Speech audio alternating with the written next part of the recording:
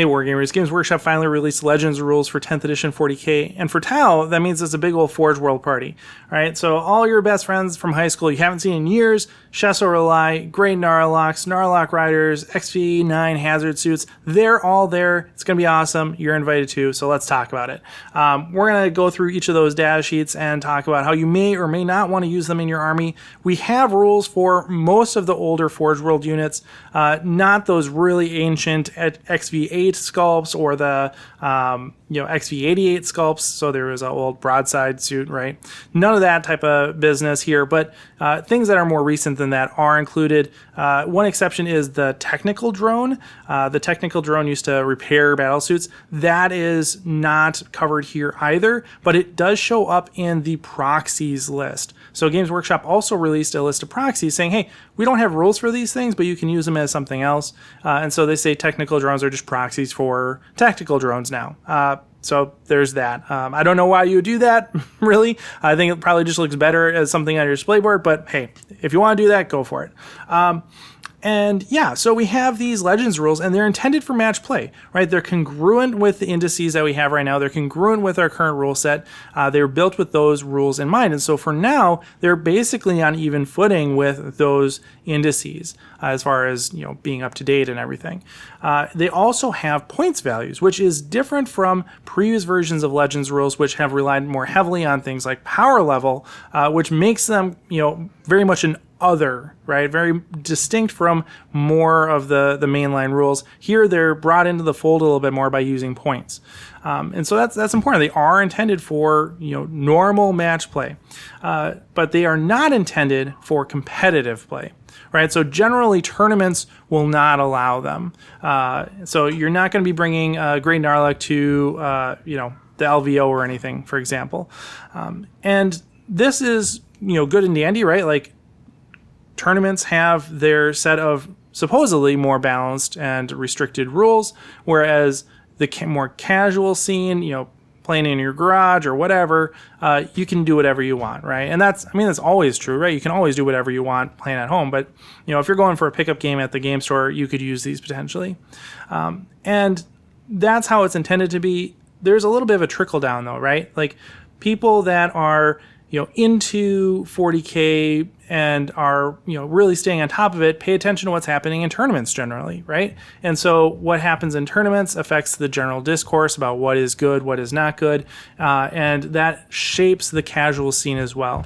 And so if you're looking to get a pickup game in at a game store or something like that, more often than not, you generally end up playing within the confines of what the competitive tournament scene is dealing with right now.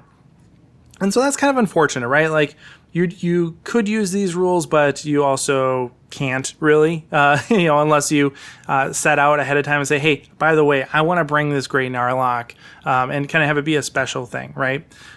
So I almost wonder if there's a better way to do that. I don't know what it would be, but let me know what you think in the comments below. Is this even a concern for you? Let's have a conversation. I really do want to know.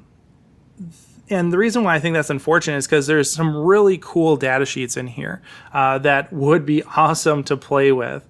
So let's take a look at those, starting with the Orca. So the Orca is a long out of production shoebox for Tau, right? And I mean that literally. It's like the shape of a shoebox, and you throw your dudes in there, and you can transport them across the board and have a great time. And it kind of seems awesome in this Legends rule set, right? So there's a few things going on here. First, let's just talk about what its transport capacity is, right? So it has a transport capacity of 48 Tau Empire infantry models. It says that it can also transport up to 6 battlesuit models, and you just count the wounds to figure out how much space that takes. So that's worded a little confusing. I've seen people uncertain about what that means, but basically the only way that this makes sense is if you have 48 slots and battlesuits just take up more slots based on how many wounds they have, right? So if you're dealing with fire warriors, you could have 48 fire warriors in there, but if you're dealing with crisis suits, you're going to have fewer because they have more wounds. That's basically it. So you could fit about 6 crisis suits and a commander plus or minus drones, right? Especially if you're talking about shield drones, that's going to be changing their wounds profile. That is one nice thing here, right? Is like gun drones, marker drones, they don't affect the wound profile, so they don't actually affect the transport capacity at all. Shield drones do, though. So you can kind of fine tune your loadout based on how many shield drones you take.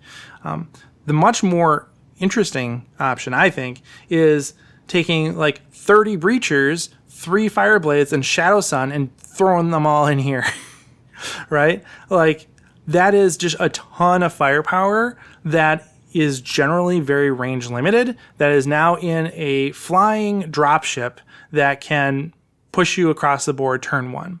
And the reason why it can do this turn 1 is that it has the new flyer rules, right? So it has movement minimum of 20, not maximum of anything, right? So you can have all your breachers in here, shoot them across the board turn 1, dump them off at the end of your movement phase, and boom, you have 30 breachers, 3 fireblades, and Shadow Sun right in your enemy's deployment zone, having a good time. And it has 28 wounds, so even if you go second, you have a good chance of being able to take a good amount of damage there.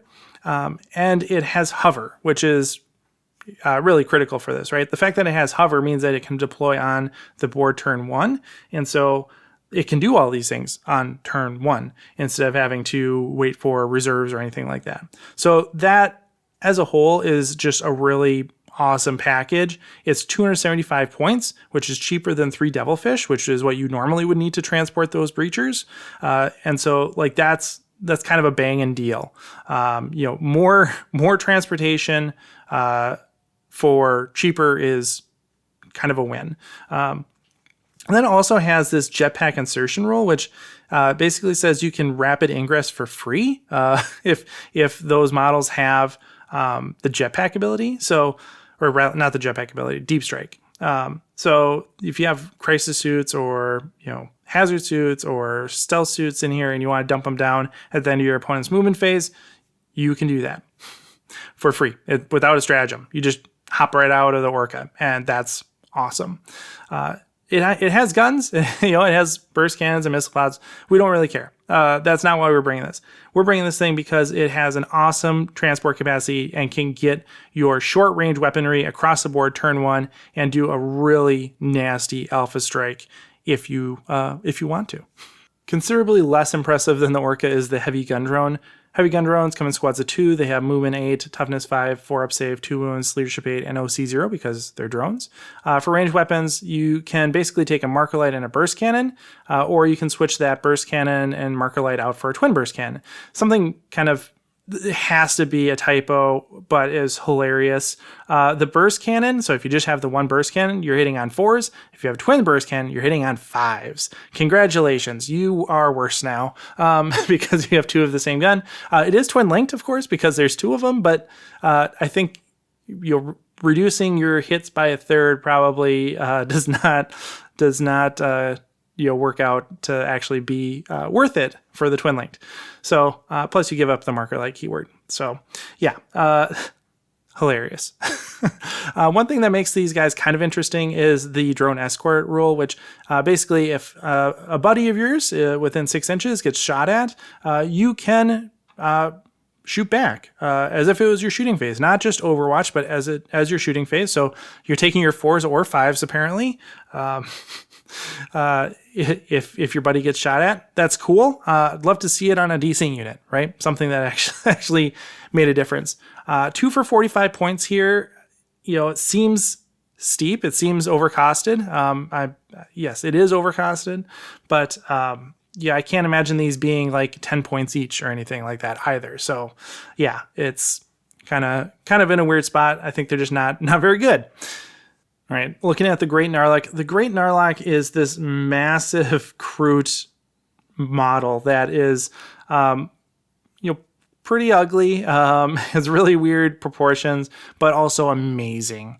And if you ever see one in person, just enjoy it. The Great Knarloc, movement 9, toughness 8, save of 4-up, 10 wounds, leadership 7, 3 OC. It has the option of basically 3 different loadouts. You can either take the bolt thrower, twin Kroot guns, or the baggage harness. And so if you have the bolt thrower, that's that's thematic. I love it. Has range 12 inches, BS of 4 up, strength 12, minus 2 AP, 3 damage. So a nice punch to that, right? Like you're really, impaling something with a giant bolt. But if you do that and you hit a monster or vehicle, you get to add 2 to your charge rolls made against that, and that target cannot fire Overwatch against you. You basically, you're harpooning them, and you're gonna get your nom noms in either way. So that's really cool. I love it. The twin Kroot gun is just a twin link Kroot gun, pretty underwhelming, but I think the more interesting thing here is the baggage harness. The baggage harness says when there's a friendly Kroot model within 3 inches of this unit, ranged weapons equipped by models in that unit have sustained hits 1. And so with Cao Yun, that's not particularly relevant because those Kroot models are going to get Cao Yun on turn 3 anyway, so it does give you 2 extra turns of sustained hits. They're never going to get sustained hits 2 because they don't have For the Greater Good, but they can get sustained hits 1. And so this does advance that a little bit. But particularly if we're looking at other detachments, like Monka, for example, when that comes out, that's probably not going to have sustained hits on it, right? That's going to have something else. And so this is a really nice way to introduce sustained hits to your Kroot units in those other detachments. And I think that, if you had like a big blob of Kroot hanging out around a Knarloc, especially if there's a detachment that is Kroot focused, right? Something that's a little bit more auxiliary friendly, that could actually be really, really powerful depending on what those are. So something to maybe bookmark for later, essentially. It has Scout 7 because it's Kroot. It has Lopping Stride. Basically, every time it advances, you just get 6 inches instead of rolling. So, it's fast. It can chomp things. But this baggage harness thing, I think, really is the better value here. It's 100 points, which is steep for what it does by itself, but because it can be a force multiplier, you could get some nice dividends on that, especially if there's synergy with alternative detachments. So again, something to keep your eye on for the future. But right now it's just a big old cool Kroot thing. And maybe it will become more than that with some additional rules releases. The TX42 Piranha is a basically closed canopy Piranha. Think about if Tetra and a Piranha had a baby. That's what the TX42 is. Movement 14, toughness 7, 4 up save, 7 wounds, 7 leadership, 2 OC. Reasonably fast and durable, right? Like that's kind of the name of the deal on Piranhas now. And as far as weapons go, it doesn't have anything particularly notable here, right? It has access to fusion blasters, missile pod, plasma rifle, all exactly the same as their Crisis counterparts. It also has rail rifles, just like the Pathfinder version. And this is the cheapest way to get rail rifles, right? If you want to get rail rifles, you get 2 here, 1 on each wing. You can do that. So you have access to all of those. It has the outflank ability, which means when it arrives from strategic reserves, you can deploy in your opponent's deployment zone, which is useful, particularly if you're bringing the fusion blaster, right? Like you only have 12-inch range. Being able to pop that thing out into your opponent's deployment zone is probably going to be useful, but also gives you some really nice options for objective capture if they neglect their home objective, or if you need to do some secondaries like engage in all fronts or something like that. This can give you some nice options. So you have things like that that make this a flexible thing.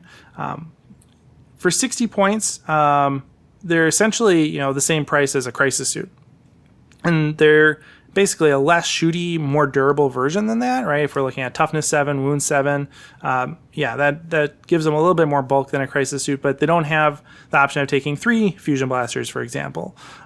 So they only have 2, so it's a less shooty version of that. It's better deal than Pathfinders for rail rifles, but if we're looking for rail, broadsides are still the better bet, right? If we're looking at broadsides, they cost a lot more. They have the heavy rail rifle, but you also get the plasma rifles in there. And so you get better output on broadside. So don't take these guys just for their output. If you're going to take them, bring them because they can do some deployment shenanigans and do stuff like that for you. That's more of the value here than the raw output. Looking at Knarloc Riders, these again are an amazingly cool unit. I love this sculpt. it's something that you can get proxies of online, just like, all these things. But they are a beautiful sculpt, and I'm sad that Forge World doesn't offer them anymore. They have movement 7, toughness 5, 5-up save, 4 wounds, leadership 7, 2 OC. So they're squishy as heck for what they are. But that's because they're crew, right? Like they don't have any armor or anything, so it makes sense.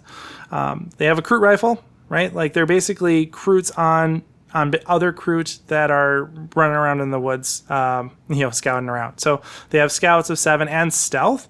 Having stealth here is very useful because, of course, they don't have any armor, and them being kind of these trackers, more like more Vanguard-y type units, I think really does fit with the stealth rule, so it's kind of thematic too.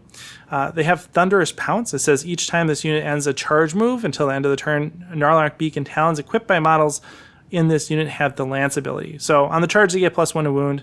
And the Knarloc Beak and Talons has extra attacks, so you're always going to get those 4 extra attacks in addition to the ones you're doing with your crew rifle, for example.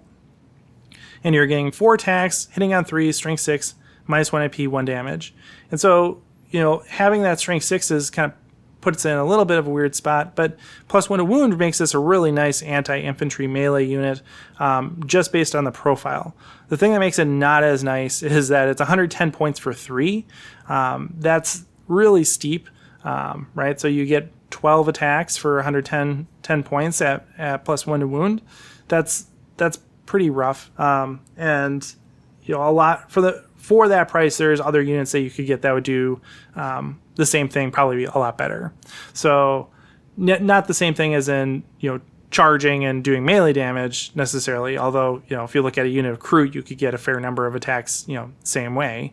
But 110 points for a unit of breachers, for example, or whatever, like you could do a lot more damage more easily. So these guys are cool. I don't think they really have a competitive edge to them, but they are cool, right? And so if you're bringing Knarloc Riders, you're bringing them for rule of cool because they are just freaking amazingly cool, right? Like if rule of cool was a point system, they would knock the socks off that thing. So unfortunately not a particularly competitive unit, but still worth the pleasure of bringing, I think, just for seeing them on the tabletop. All right, in contrast, I think Shas'o R'alai is bringing some heat, right? I think Shas'o R'alai has some competitive edge to him. So movement 8, toughness 6, 3-up, 4-up, 6 wounds, 7 leadership, and 2 OC. Sturdy, thick, nice. Yeah, it's a good profile, right? Good baseline profile. That 4-up invuln save built in is similar to what he's had before. He has that big old shield generator on his arm, so he should have that. As far as his ranged weapons go, he has a big old experimental pulse rifle on the other arm, and it has 2 different firing modes. The EMP version is anti-vehicle 3-up and devastating wounds. Hallelujah! We finally have anti-vehicle in the Tau Empire. This is the only instance of anti-vehicle in the entire army, and it's on Shas'o R'alai. And it's range 24, 1 attack, BS 3-up, strength 1, 3 damage.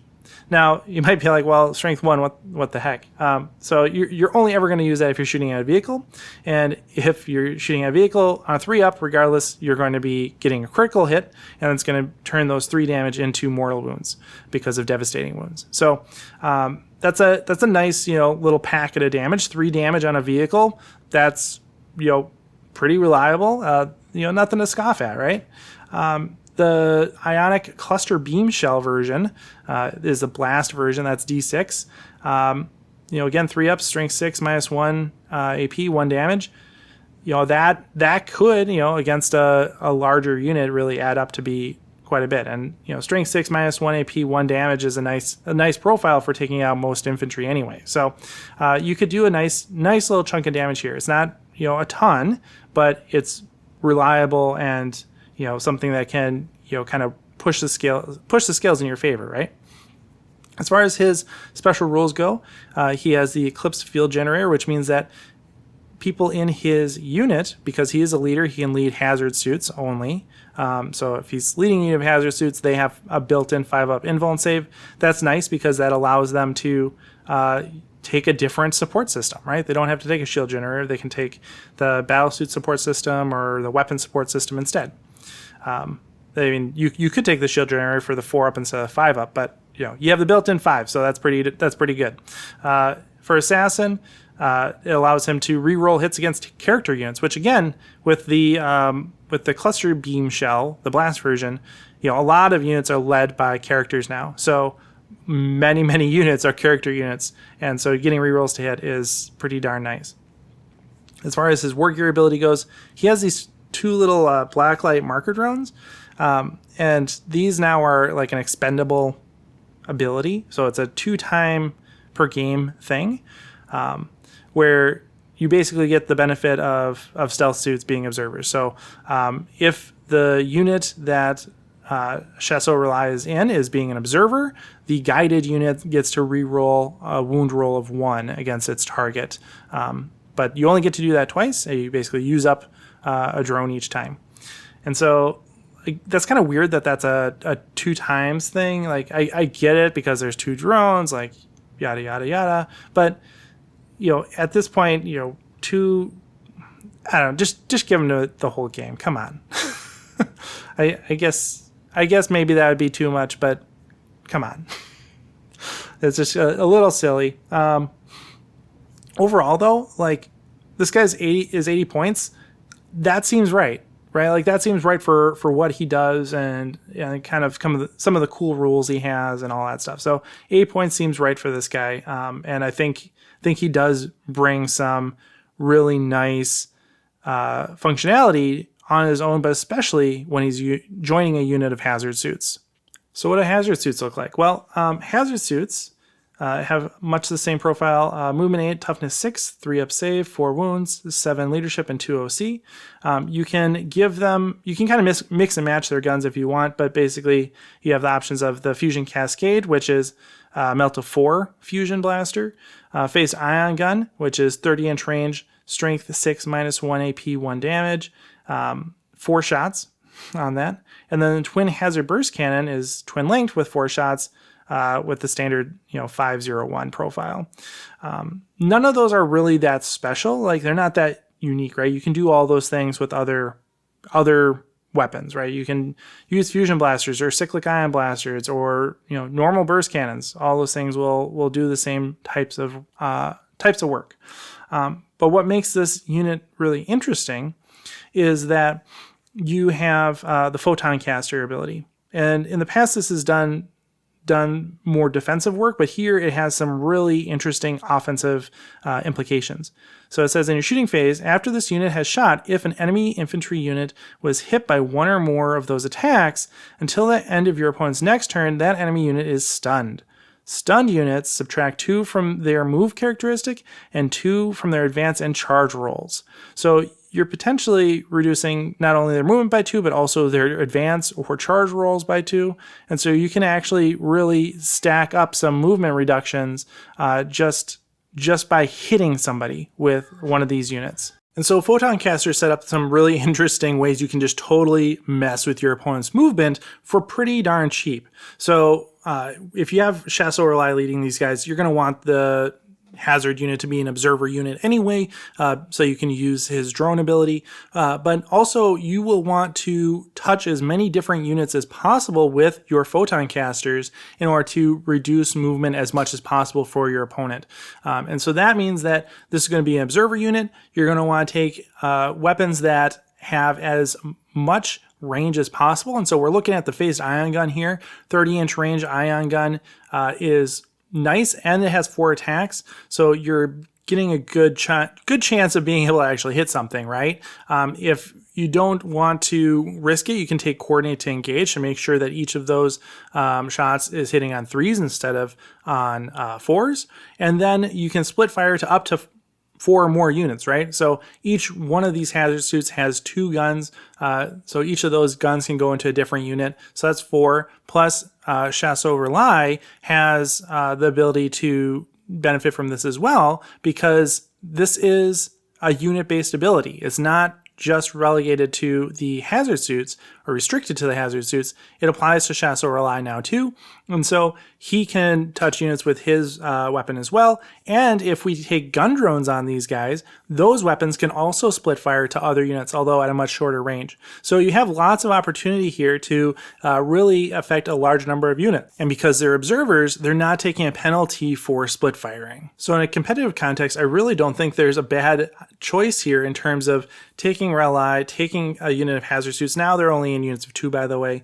And so you take 1 or 2 hazard suits, probably going to be taking 2, and then stick those guys in the middle of the board and have them reduce movement for as many units as possible. And if you're talking about an army that has relatively low movement characteristics to begin with, think about like Necrons, taking 2 from their movement and 2 from their advance is devastating.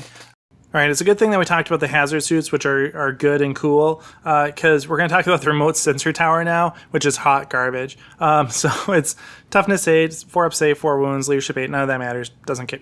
We don't care. It has the orbital comms array aura, which says if you use a stratagem on a unit within 6 inches of the sensor tower on a 5 up, you gain 1 CP. Like, we already do this. This isn't unique. This isn't new. Like, that's, for one thing, boring, but also for 50 points, and that's all it does, pretty garbage. So that's hard pass on that. Like, if you have this thing, makes really cool terrain, don't bother paying for it as a fortification.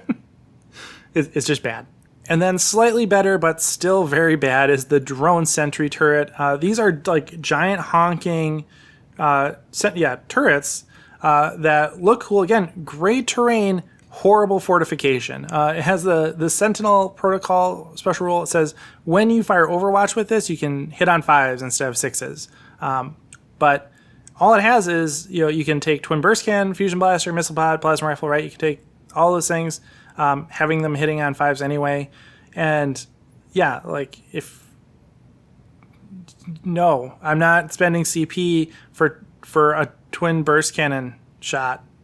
That's not how this works.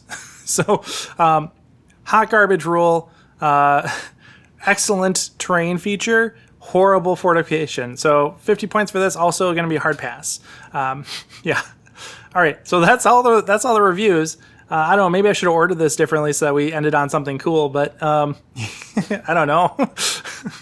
Let me know what you think in the comments below. Again, I'm really excited about hazard suits here. I think the Orca is amazing. And, things like the Piranha could be useful in certain contexts, but, again, there's probably other things that do that better, right? Like even Vespid are probably a better investment there for what you're trying to do. And then the Knarloc, the Great Knarloc, could be cool once the Codex comes out. That's something that, you look at the Codex and, I think there's going to be the potential for some like sleeper hit there where the Great Knarloc all of a sudden just becomes amazing when the Codex comes out or something like that based on some detachment rule. So yeah, let me know what you think in the comments below. And as always, happy wargaming. Hey everyone, thanks for watching. If you want to pick up an invasive wargaming model, now is the time. We're down to about our last dozen copies of that. And if you stuck around to this point in the video, maybe you want to join our Discord community as well. There's a link in the description below. Special thanks to all my supporters over on Patreon, but especially the folks that you see on your screen now. If you want to help make more invasive wargaming videos, consider joining our community over there as well.